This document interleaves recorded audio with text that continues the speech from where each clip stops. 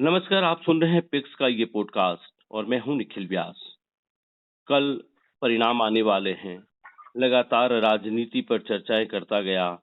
मैं अपनी जनमन यात्रा में जब बाड़मेर के सरहदी इलाकों में पहुंचा था तो उस वक्त मेरा बाखासर गांव में जाना हुआ और जब बाखासर गांव में पहुंचे तो वहां ठाकुर बलवंत सिंह का नाम सुना। उस इलाके का सबसे चर्चित नाम है। हम उस हवेली की तरफ बढ़े और वहां हमारी मुलाकात उनके पुत्र ठाकुर रतन सिंह से हुई थी। हमने उनका एक इंटरव्यू किया था जो आप हमारे यूट्यूब चैनल पर देख सकते हैं, हमारे पिक्स के पेज पर भी वो हैं। आज ऑडियो लाइन पर फिर हमारे साथ ठाकुर रतन सिंह हैं, हम इनसे बातचीत करेंगे क्योंकि कल चुनाव परिणाम है।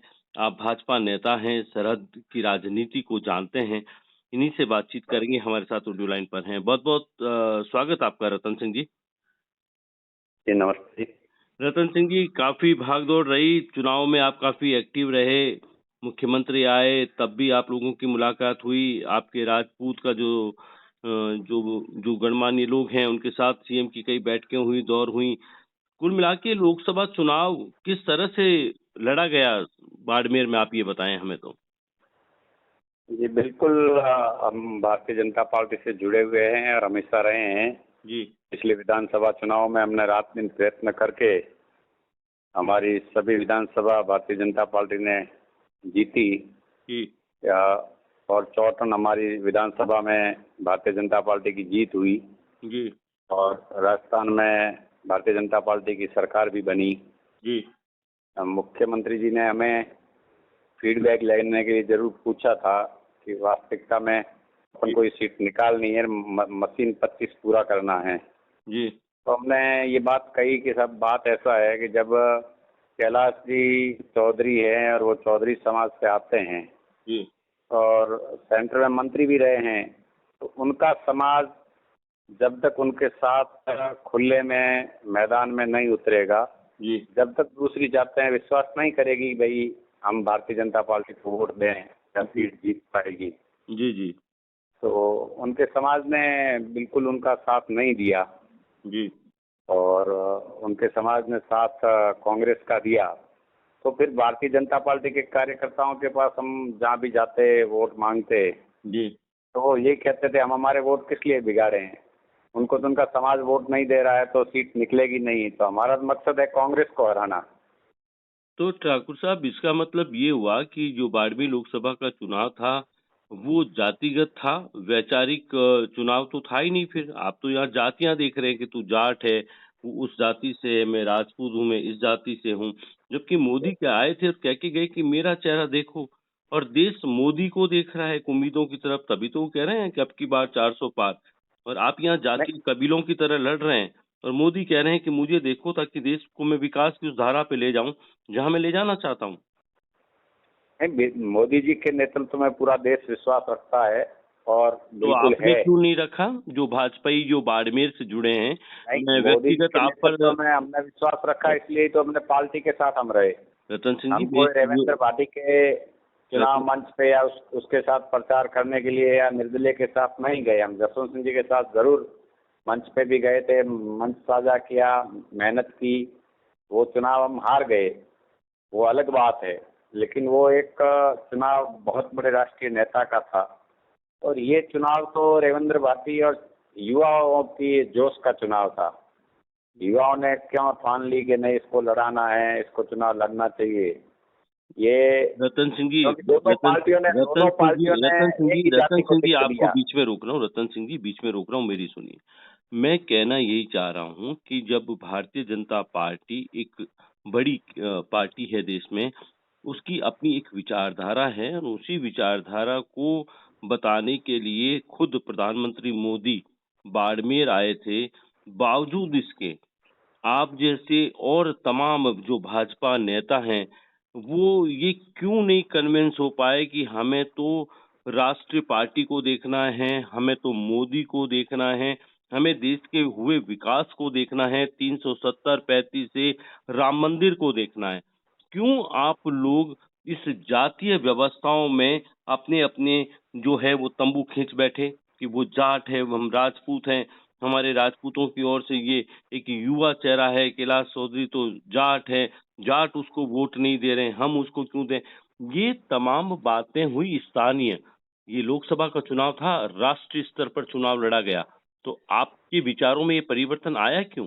आप मानिए कि आप भी जातीय व्यवस्था का हिस्सा बने, जो तमाम जो भाजपा नहीं नेता नहीं है। नहीं नहीं नहीं नहीं नहीं, कोई जातीय व्यवस्था का कोई भी राजपूत भारतीय जनता पार्टी से जो नेता जुड़े हुए हैं, चाहे वो कोटली कान सिंह जी हो, उमेश सिंह जी रावा हो, हमीर सिंह जी हो, या अपने स्वरूप सिंह जी खारा हो, चाहे अभी मानवेंद्र सिंह जी ने भी ज्वाइन की है वापस भारतीय जनता पार्टी। लोगों ने बहुत प्रयत्न किए, लेकिन लोगों ने जो भारतीय जनता पार्टी के कार्यकर्ता और युवा, मोदी जी को युवा ही चाहते हैं, जी तो युवाओं का एक मानस बन गया कि भाई पार्टी, दोनों पार्टियों ने एक ही समाज को टिकट दी है, तो अब जाट वोट बैंक बहुदलीय क्षेत्र है, 4 लाख वोट है इस लोकसभा क्षेत्र में, जी वो वन साइड कांग्रेस की तरफ जाने की कोशिश कर रहे हैं, तो ये सीट तो निकल नहीं पा रही। हमारा मकसद है कांग्रेस को हराना। जी तो कांग्रेस को हराने के लिए लोगों के पास और विकल्प कुछ बचा नहीं। जी उस स्थिति में लोगों ने रेवेंद्र भाटी को वोट दिए हैं, ताकि लोगों के मन में तो बिल्कुल भारतीय जनता पार्टी को जिताने की थी, कैलाश चौधरी को जिताने की उम्मीद थी। और विधानसभा चुनाव में आप देखो, जी बायतू विधानसभा, जी जहां से बालाराम जैसे भारतीय जनता पार्टी के पक्के कार्यकर्ता, जिनको विधानसभा का टिकट दिया, और उनको भी बिल्कुल कैलाश जी सेंटर में मंत्री थे, रतन तो सिंह वो जी, भी मैं तो आपकी उनका बात भी को दायित्व बनता है ना कि बालाराम जी चौधरी को जिताएं। वहाँ मोदी जी को, देश के प्रधानमंत्री जी को बुलाया गया और उस विधानसभा में मोदी जी की रैली करवाई गई, उसके बावजूद में वहाँ भारतीय जनता पार्टी तीसरे नंबर पे रही। तो वो उनका क्या दायित्व नहीं बनता है कि हम पार्टी के साथ काम करके हम मोदी जी को लाएं, तो बायतू विधानसभा से बालाराम जी को जिताएं। रतन सिंह जी, मैं आप ही का समर्थन कर रहा हूँ। जैसे ही आपने बालाराम मून का नाम लिया, मैं तब तमाम और तुरंत आपके साथ ही समर्थन कर रहा हूँ कि वो भाजपा के एक अच्छे नेता हैं, ईमानदार नेता हैं। बरसों तक उन्होंने बायतू क्षेत्र में काम किया। उम्र के लिहाज से ये उनका पहला और अंतिम चुनाव भी था, लेकिन इस भावनाओं को भी लोगों ने समझा नहीं। मोदी जी वहां पर आ गए, केंद्रीय मंत्री, कभी कैलाश चौधरी वहीं से विधायक रहे, फिर भी उनको नहीं जिता पाए। ये आपके साथ मैं सहमत हूँ। तो इसके कारण क्या मानते हैं आप? इसका कारण यही है कि वो अपनी लीडरशिप को, जो लीडरशिप है उसको जिंदा रखना चाहते हैं। वो अपनी लीडरशिप हरीश जी को, उन्होंने कहा मोदी जी से बड़े तो हरीश जी है हमारे लिए, इसलिए हम तो हरीश जी को जिताएंगे, क्योंकि मोदी जी के आने के बाद हरीश जी जीतते हैं तो हम तो उनसे ज्यादा बड़े ताकतवर बनते हैं। जी जी जी। तो हरीश चौधरी की ताकत को बढ़ाने के लिए बीजेपी ने ये कदम उठाया? बिल्कुल, बीजेपी के लोगों ने, अगर कैलाश जी शहर में मंत्री थे, सरकार में रहे हैं, राजस्थान में सरकार वापस बनने जा रही है, तो वो सीट निकालने का दायित्व उनका भी तो बनता है। जी जो उनका दायित्व नहीं बनता है कि भाई हम, मेरी विधानसभा जहाँ से मैं विधायक रहा हूँ, वहां से विधानसभा में पहुंचा हूँ, अभी वहां से मैं सांसद हूँ और हिंदुस्तान की लोकसभा में पहुंचा हूँ, तो कैलाश जी कहते हैं मेरी सजा आप मोदी जी को मत दीजिए। भाई आप अगर सांसद रहे हो, सेंटर में मंत्री रहे, आपने काम किया है तो लोग वोट देंगे। तो आप मोदी जी के नाम से वोट लेना चाहते हैं, आपने अपने कार्य क्षेत्र में क्या किया? लोगों ने ये भी पूछा। जी सही। तो उनका जवाब क्या होता था? लोग कहते थे बिल्कुल मोदी जी में आज भी विश्वास रखते हैं, कल भी रखेंगे, और मोदी जी हमारे देश के और विश्व के बहुत बड़े नेता हैं और मोदी जी में लोगों को पूर्ण विश्वास है।